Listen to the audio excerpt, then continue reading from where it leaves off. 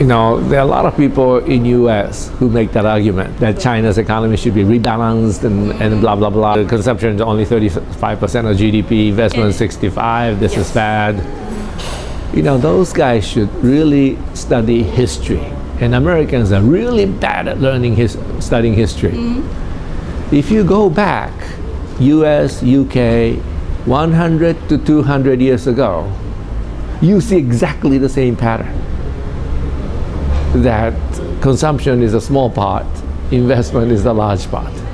And the reason is the following. If you have a lot of underemployed workers in the agriculture, and if you can get these workers at the very low wages, then the capitalists really don't have to pay these workers very much, right? Because there's so many of them available. So in that kind of situation, if you are a capitalist, you have the machines, you have the network of marketing. As long as you have something to use the workers, you get tremendous benefit, profits. That 65% is basically capitalist profit. And it's not just Chinese capitalist profit. Because if you go to China, you notice that all these factories are foreign owned. A very large number of foreign owned or running for the foreign companies. So the 65% investment is coming from Chinese as well as foreign companies who are making huge profits using cheap Chinese workers. And if you are making profits, naturally you want to invest more so that you get more profits. So you keep on investing. Just about last year, I think,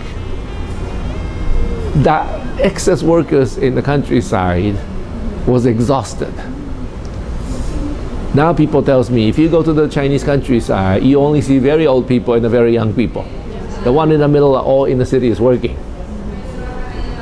And once you reach that point, you enter a different world. Because you cannot get all these bodies at these cheap prices anymore. If you try to get additional body, the wages will start rising. And it is already rising. The easy part of economic growth that you saw in the UK 200 years ago, in the US 100 years ago, in Japan 50 years ago, that part is already over for China. From this point onward, because you cannot rely on cheap workers, you have to have them. You have to make sure that they're productive, make sure that your business is making money for additional investment you're going to make. And as the wages start rising, because there are no more cheap workers in the countryside, then this rebalancing will take place automatically.